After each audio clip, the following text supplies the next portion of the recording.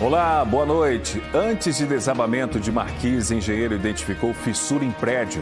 Local será liberado após laudo técnico. Trabalhador morre vítima de choque elétrico em obra em Casa Forte. Ministério Público do Trabalho investiga o caso. Sargento da Polícia Militar é punido com 3 dias de detenção. O motivo da penalidade? O tamanho do bigode dele. Ciclistas reclamam de problemas nas ciclovias e ciclofaixas no Recife. Vários trechos têm buracos e falta sinalização. Inclusão e bem-estar. A gente mostra como conviver com a cultura digital pode ajudar na saúde e na autonomia dos idosos. Ano de grandes eventos como Carnaval, Copa do Mundo e eleições. Garante bons lucros para gráficas e fábricas de estamparias. E ao vivo no bairro do Recife, grupos de passistas se reúnem para uma roda de ensaio do tradicional boi marinho.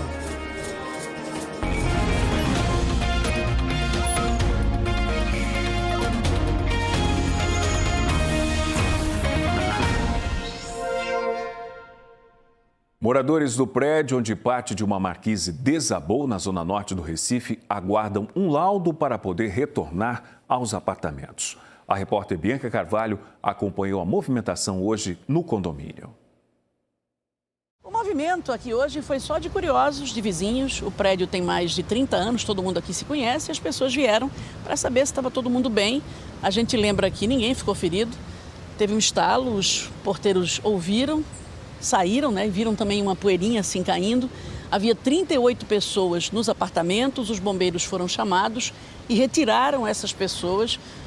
Uma das pessoas estava recém-operada, precisou sair de maca. Os demais saíram pela saída de serviço, não utilizaram elevador, desceram pelas escadas com os bombeiros e a área foi toda interditada. Agora pela manhã, alguns moradores vieram, a gente conversou com eles, eles não gravaram entrevista e disseram o seguinte, que ontem pela manhã, antes do desabamento da marquise, que fica aqui entre esses dois pavimentos, eles estiveram aqui algumas horas com um engenheiro, porque tinham identificado uma fissura. E aí eles vieram com esse engenheiro avaliar essa fissura. Já tinha sido decidido que eles iam contratar uma empresa para fazer o escoramento do local. Só que aí o desabamento parcial aconteceu antes. A gente ouviu também o CREA, o Conselho Regional de Engenharia e Arquitetura, a Defesa Civil, que esteve aqui ontem. E a informação é a seguinte, é o condomínio que vai ter que contratar um engenheiro calculista, a pessoa que vai avaliar se existe sobrepeso em alguma estrutura, se há segurança, o que é que precisa ser feito. Tem que ser feita também uma ART, que é uma anotação de responsabilidade técnica, e só depois disso, do laudo, da ART, é que vai ser possível fazer a obra necessária para recuperar essa estrutura. Enquanto isso, a área continua interditada, e não há previsão de quando os moradores vão poder voltar para cá. Voltar para você, Márcio. O Conselho Regional de Engenharia e Agronomia, o CREA, fez uma vistoria técnica no edifício Príncipe de Vivar. A equipe apontou a necessidade de verificar não apenas o problema pontual da marquise, mas a edificação como um todo.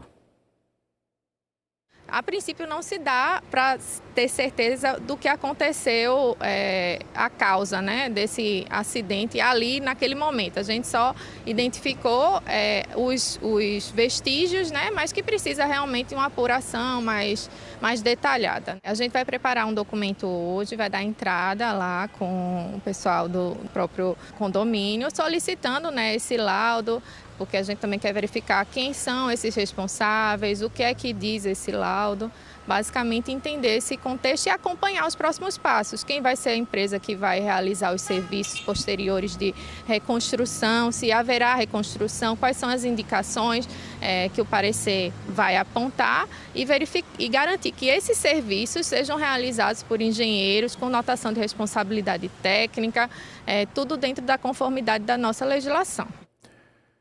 Criado em 2014, o Plano Diretor Cicloviário de Pernambuco tinha a meta de implementar em 10 anos quase 600 quilômetros de ciclovias e ciclofaixas na região metropolitana. O prazo passou, a meta não foi cumprida e no Recife ciclistas reclamam das más condições das pistas. Seja para o lazer, para ir ao trabalho ou para evitar o trânsito, o uso das bicicletas tem se popularizado. No caso do Leandro, ela passou a ser também a principal forma de locomoção do entregador de aplicativo pela cidade.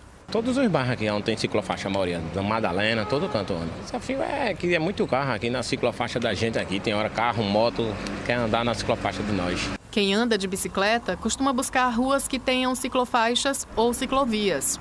A diferença entre as duas modalidades é que a ciclofaixa é uma pintura no mesmo espaço em que circulam os veículos motorizados.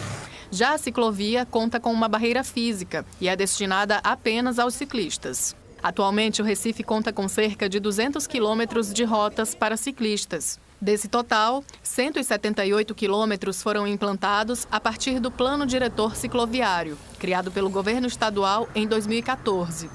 O plano tinha vigência de 10 anos e foi encerrado em 2024. A meta era chegar a 590 quilômetros de infraestrutura para bicicletas no Recife e na região metropolitana. Entretanto, a meta não foi atingida.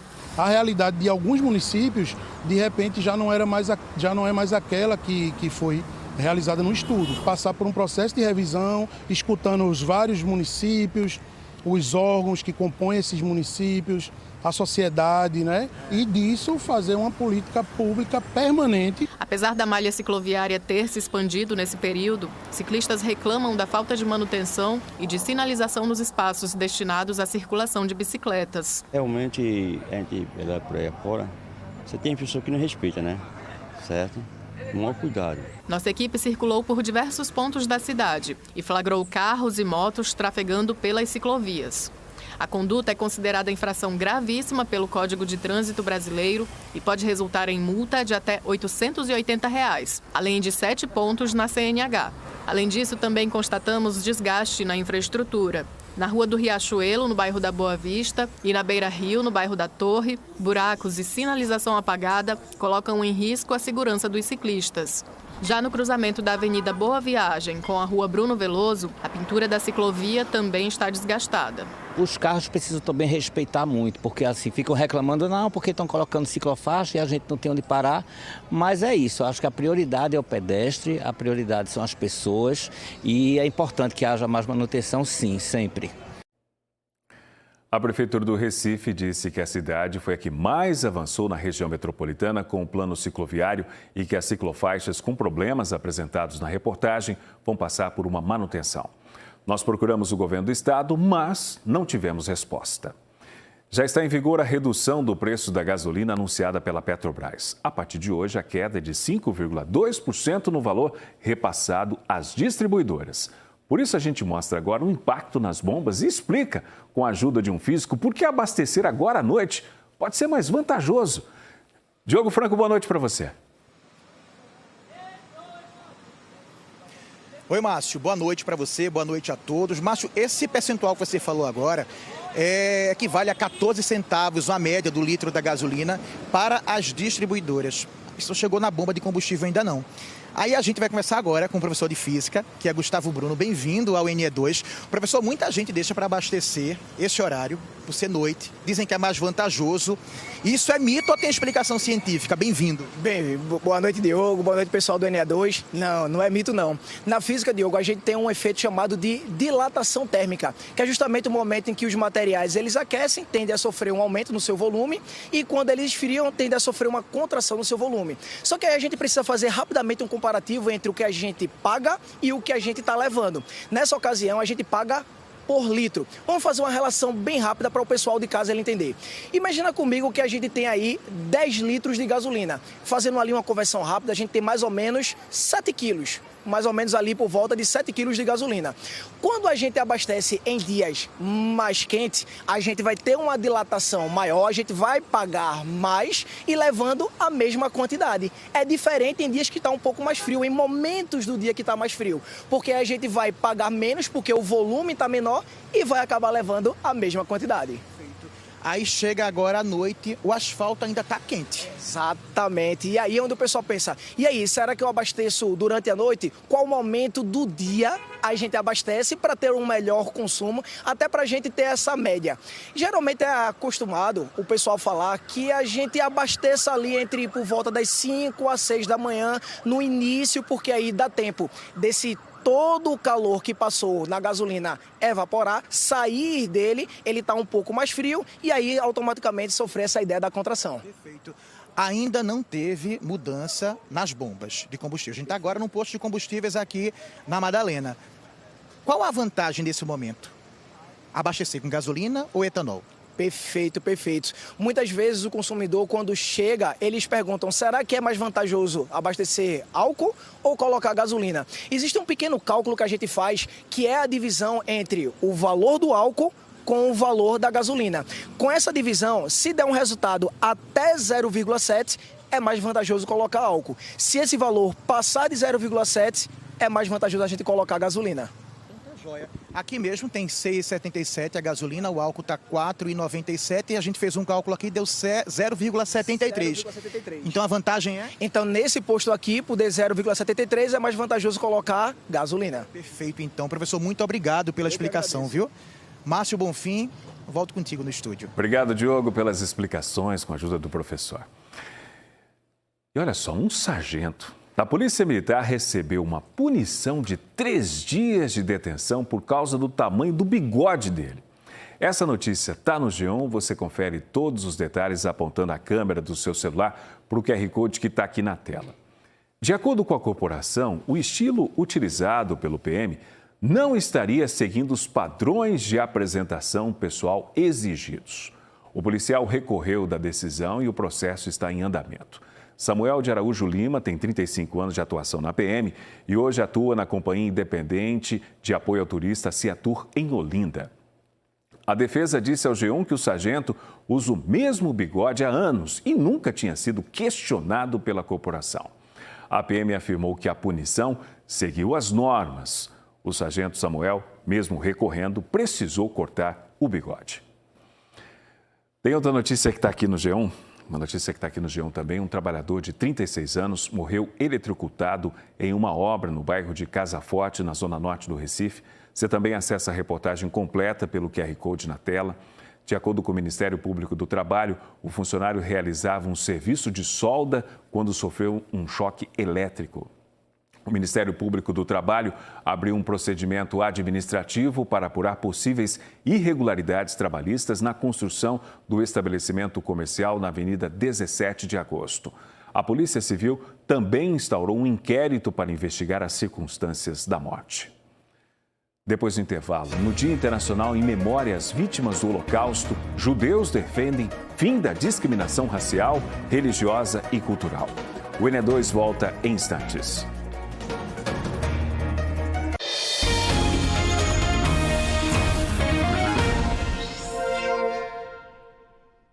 No dia dedicado à memória das vítimas do Holocausto, a comunidade judaica no Recife relembra milhões de judeus assassinados durante a Segunda Guerra Mundial.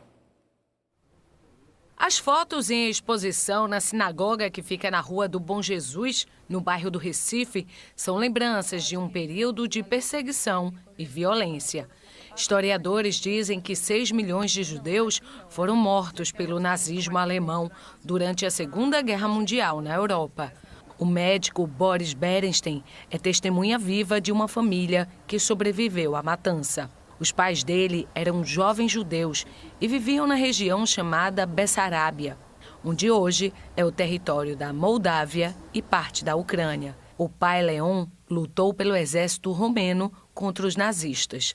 A mãe, Dona Paula, teve que fazer trabalhos forçados. Durante 3 anos, ela se manteve dentro de campos de caminhadas forçadas. E de um grupo de 1.000 pessoas, ela provavelmente foi uma das 50 ou 70 que sobreviveu. É surpreendente que ela tenha sobrevivido. A vontade de viver dela era maior do que a dor do sofrimento que ela teve. Boris conta que, depois de sobreviverem ao Holocausto, os pais se conheceram e conseguiram visto para o Brasil. Eles desembarcaram no Recife em 1948, onde já tinham familiares. Boris nasceu logo depois. O cais do Porto do Recife tem um significado muito grande para os imigrantes, né? Para os filhos dos imigrantes. Ali foi a porta de entrada, foi o porto seguro que eles tiveram para reconstruir a vida. O cais do Porto do Recife tem um significado muito importante, pelo menos para mim. Eu tenho essa leitura, tenho essa emoção quando eu passo pelo Cais do Sertão. O escritor Jacques Ribet-Bohin lembra que muitos judeus imigraram para o Recife antes mesmo da Primeira Guerra Mundial e os sobreviventes da Segunda Guerra seguiram os passos. O bairro da Boa Vista se tornou o epicentro dessa vida judaica comunitária. Eu estou me referindo ao período entre 1920 e 1930 até 1970, 1980. Nesses 50 anos, digamos assim, a Praça Marcel Pinheiro era literalmente o ponto de encontro da comunidade judaica. Boris é presidente da federação que representa essa população no estado e que também é responsável pela manutenção da primeira Sinagoga das Américas. Recentemente saiu uma pesquisa que demonstrou que 40% das pessoas não sabem o que quer dizer a palavra Holocausto.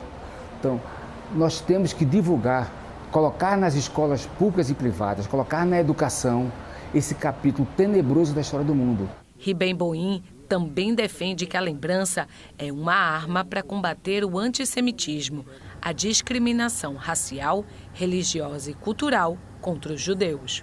Os judeus e qualquer outro povo do mundo têm o direito da sua existência, a sua autodeterminação, a sua independência, a sua liberdade, liberdade de culto, liberdade de pensamento. E eu acho que esse Dia Internacional em memória às vítimas do Holocausto, ele, em última instância, ele defende exatamente isso. Lembrar para nunca mais se repetir. Vamos trazer agora aqui uma reportagem que explica que especialistas em envelhecimento afirmam que conviver com a cultura digital faz bem para as pessoas idosas. Importante se manter ocupada. Beth é aquele tipo de pessoa que se recusa a ficar parada. E mais ainda, a depender de alguém. 82 anos. Vai caprichando nos livros de colorir nos intervalos quando não está se dedicando à leitura. Para escolher que cores usar, não hesita em ir para a internet. Adora estar com o celular. Diz que ele e ela são inseparáveis. Não é só pela possibilidade de dar telefonemas, mas de fazer operações bancárias, se relacionar com as pessoas e navegar nas páginas e aplicativos. Fala que as amigas se sentiam mais confortáveis quando tudo era analógico. Mas ela sabe que é preciso ser valente para viver um tempo para o qual não tinha sido preparada. A minha geração é uma geração que saiu do analógico para o digital. Então eu tenho que me virar. Eu me viro comigo mesmo. Eu entro nos sites, eu entro nos meus blogs, entendeu? Eu sei o que se passa no mundo, entendeu? Os terrores e as coisas boas. Então eu tenho que me atualizar. Eu sou da famosa geração inox. A inox que não fica velha nunca.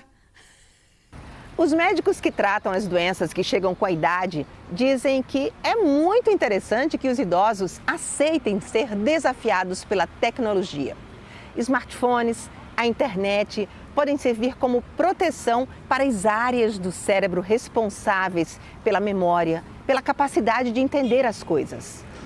Isso vai na contramão do que se pensava antes. Os dados que a gente tem mais atuais, dos últimos estudos de 2024, 2025, principalmente uma grande meta-análise feita pela Universidade do Texas, é que, ao contrário, não só não perde cognição, como ganha cognição. Existe uma diminuição de risco de desenvolver demência, como doença de Alzheimer e outras demências ou comprometimento cognitivo leve, de até 58%. Então, isso é um grande benefício. Dados do IBGE revelam como as pessoas com 60 anos ou mais vêm se relacionando com a internet. Em Pernambuco, em 2016, 191 mil navegavam na rede. Isso era equivalente a 16% do total de idosos. Em 2024, a quantidade passou para 905 mil. Zaina mergulhou de cabeça na internet durante a pandemia. E lá ficou. Ela tem 76 anos, é psicanalista e atende online pacientes em outras cidades e até outros países. A necessidade de navegar na rede não é somente profissional, é também pessoal. Ela interage com a família, os amigos e, sim, termina correndo risco de cair em golpes. Já caiu em um.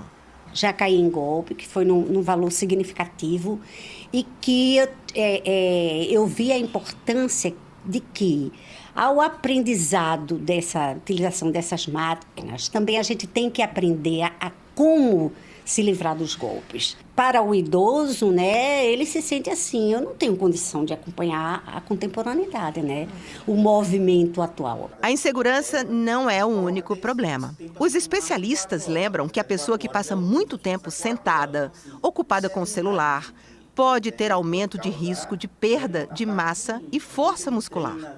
E ficar fixado numa tela iluminada à noite não é nada bom. Se a pessoa fica antes de dormir muito tempo na tela, geralmente se aconselha que dê 1 hora ou mais de intervalo de tela para dormir, porque a luz azul da tela pode fragmentar o sono. O médico diz ainda que a tecnologia e a internet podem funcionar como uma academia de ginástica para o cérebro. Tem uma outra coisa que é um grande benefício que tem se visto também hoje nesses idosos que usam a tecnologia, é a diminuição do isolamento social.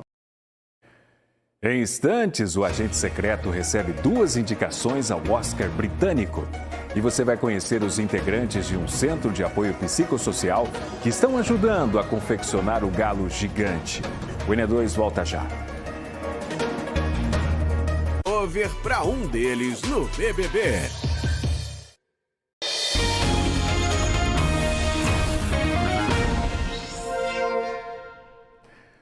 O carnaval está na porta e 2026 tem também Copa do Mundo e eleições. Os grandes eventos representam um movimento acelerado nas gráficas, nas fábricas de estamparias e no setor de customização de roupas.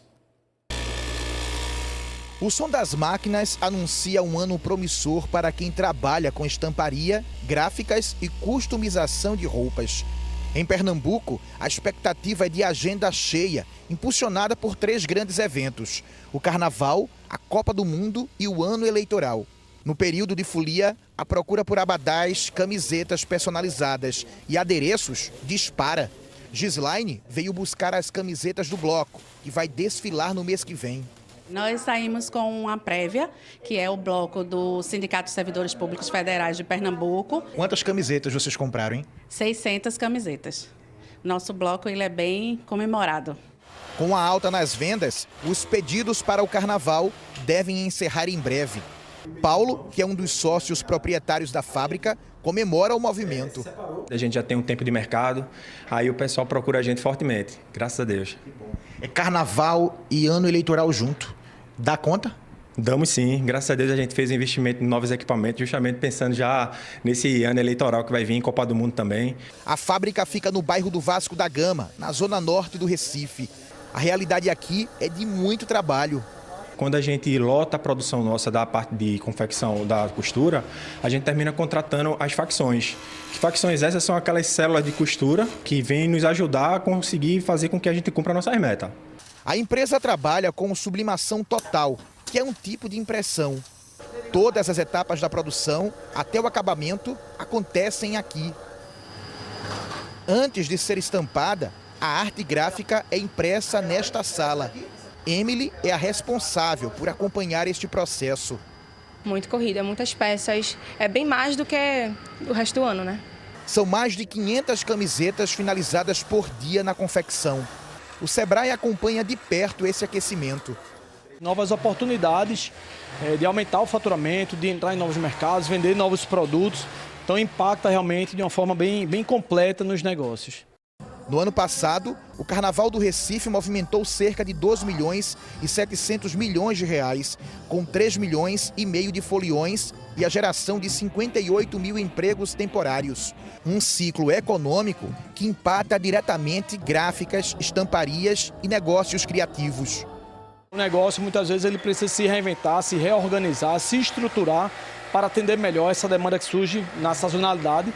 E depois essa melhoria fica, então ela passa a adotar um processo mais eficiente, muitas vezes mais eficaz para o negócio.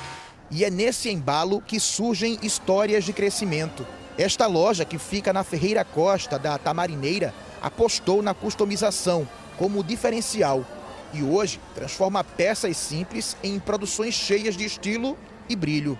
Maria Clara é uma das 22 costureiras que trabalham aqui, que tem apostado nesse período para usar nas produções. A expectativa está maravilhosa, graças a Deus. Tem um público já esperando, já tem uma agenda grande aí. Os serviços de customização de abadás custam a partir de R$ 80. A loja, que é de Michele, ampliou o espaço e oferece ajustes, cortes, aplicações, consertos e bordados. O céu é o limite, eu costumo dizer isso, né? A gente compra a ideia do folião e a gente vai imaginando e vai ajudando o folião a entrar nessa folia diferente, né? Customizada. O foco na saúde mental, tema do Galo Gigante deste ano, começa desde a confecção da escultura. Em um centro de apoio psicossocial no Recife, as pessoas constroem parte da roupa e transformam cuidado em arte. Quantas mãos constroem um símbolo? O que se vê na mesa são detalhes da escultura mais famosa do carnaval. O que se vê nos olhares é a recompensa da arte-terapia. No Centro de Convivência Recomeço Fátima Caio, no bairro da Caxangá, os acompanhados participam da criação de peças do galo, em oficinas que transformam papel em mosaico e mosaico em esperança. São 10 oficinas com 20 participantes por dia, num processo que une arte e cuidado com a saúde mental. Eu acho assim que cada pedacinho de cada um daqui vai estar lá, e o coração. Muita gente vai ver e vai ficar para a história. O centro tem como principal objetivo promover a reabilitação psicossocial e incentivar a produção de cidadania para pessoas a partir de 18 anos que moram no Recife e tratam o sofrimento psicológico ou o uso abusivo de álcool e outras drogas. Eu acho que é uma alegria muito grande participar e ter um pouquinho de si numa escultura, numa alegoria que movimenta tanto o imaginário cultural da cidade, né? Uma escultura muito importante. E para além disso, assim, eu fico muito feliz também da saúde mental ser pautada em momentos de festa e celebração, né? E também se desvincular a saúde mental sempre das temáticas das dificuldades, etc, né? Esse ano o Galo Gigante da Ponte Duarte Coelho vai trazer a mensagem da arte como um instrumento de cuidado com a saúde mental. Durante a oficina, a sensação é de pertencimento à cultura popular do carnaval, mesmo para quem não vai às ruas nos dias de festa. Socorro nem costuma brincar carnaval, mas está feliz em participar de algo que faz parte de um movimento tão grande. A arte é uma criatividade, uma inteligência, uma expressão de alegria, uma expressão de amor. Arteterapeutas orientaram o grupo com o que deveria ser feito. E cada um ali colocou um pouquinho de cor no símbolo que logo mais vai se erguer perante uma multidão.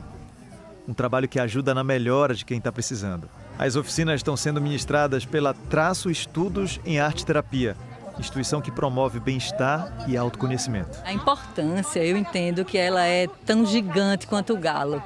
Porque aqui, nesse espaço, nessa oficina, nesse tempo, a gente está, junto com o grupo, construindo uma partezinha da roupa do galo. Veja só que fantástico, né? Então, assim, é um grande mosaico. A roupa do galo é um grande mosaico, onde cada um aqui vai fazer uma partezinha, vai se incluir. Eu fico emocionada, muito emocionada.